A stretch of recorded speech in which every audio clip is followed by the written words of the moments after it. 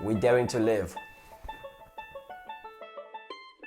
Hickory dickory dock, the mouse ran at the clock. Clock struck 1, the mouse came down, hickory dickory dock. There were 3 white horses. 3 white horses. Or maybe 4. Okay, 3 white horses. Rolled in the mud. Rolled in mud. Get it? That's a dirty joke.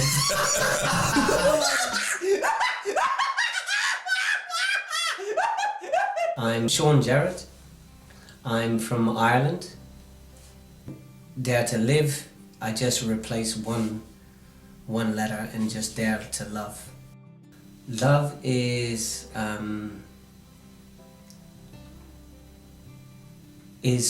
I think a word that we don't even comprehend the meaning of right now. I think it's a word that we associate with lots and lots of things, but the real meaning of love is unconditioned, without condition. And I think it's something that we're quite literally, it's impossible for us, but it's a perfection to strive for. This is me and my wife. This was taken in South Africa, in Johannesburg. We were married, after knowing one another about 2 years, I guess, and dating for maybe 9 months.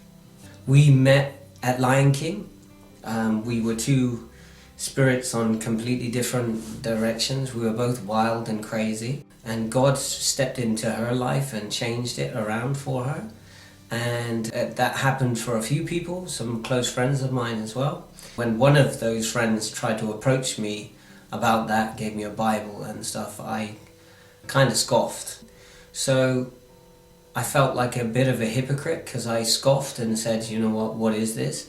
But I'd never really read the Bible. So I decided to pick it up and start reading it because I decided to prove him wrong and say that God was rubbish and it was all rules and regulations and everything else. My wife got injured and she needed help, and she asked me if I could come and help her. So I began to help her and give her massages and stuff. And whilst that was happening, then we were talking about life change and what God had done in her life and stuff. Very soon, some things massively changed for me. God really did kind of take hold of me by the scruff of the neck and just said, I'm here and I want to know you and I love you. And it, that same time, answered everything that I had ever wanted, which was a wife and a family and all of those things, and presented someone that I knew I would be capable of loving my entire life. I'd been in many relationships up until this point. I've actually even been married before. But constantly looking to live a relationship in what can I get out of it? What am I going to get?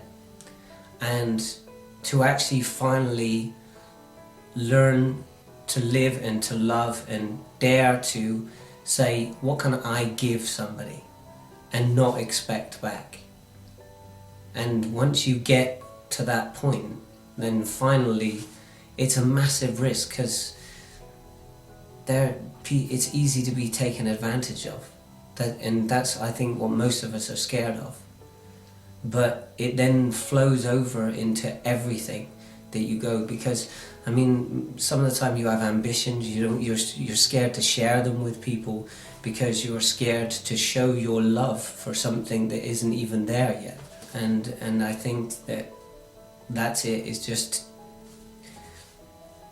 dare to love and be taken advantage of, or to lose. My wife is so much to me, because not only is she my life partner, she's also my spiritual mother. She's the woman that brought me to Christ. You know, the funny thing is that I've often thought, and I've seen throughout my journey, that maybe there were times when it maybe possibly could have happened earlier. I just don't think it was meant to. So I wouldn't change anything, because it may not lead me to now.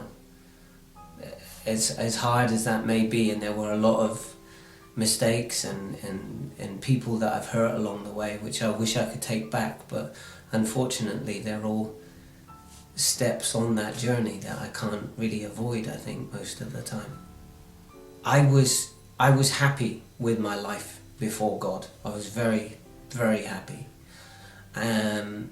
Because I filled it with a lot of things that seemed relatively important.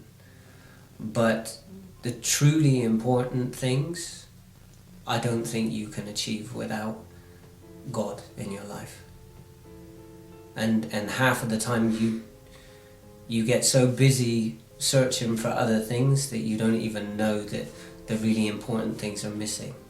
I met some incredible people in my life, and I think most of the people that moved me the most were people. I can tell you one was, his name was Michel, and he was a composer and an artist, and he had been a pilot, and I think I met him when I was 19 in Holland, and he was, I think, 54, and it amazed me that as a 19-year-old boy I could talk to this 50-year-old man who had experienced so much of life, and he just had these wide open eyes listening to me so intently, wanting to be just, and not making you feel like you're just a stupid kid, what do you know? And I just, from then on, I thought, that's what I want to be like. I really hope that I'd never become bitter and jaded and think that you know everything, because actually, no matter who you meet and how old they are, they're always teaching you. I mean, I have a 3-month-old son, and he's teaching me every day. When I was used to, be doing things, I used to have a prayer even before I met God, that I used to know that I wasn't really talking to God, I was talking to myself. I just used to say, look, allow me to get out of my own way and show the talents that you've given me. And I think most of the time that's the case, is you get in your own way. I'm the biggest obstacle in my own life, getting in my own way. I think nearly everything that I wanted to achieve and didn't achieve in my life is always comes down to me in some manner, in some way. God is there, and He loves us all, and He wants to know every single one of us. He knows us, but He wants you to know Him. So just open your hearts and let Him come in.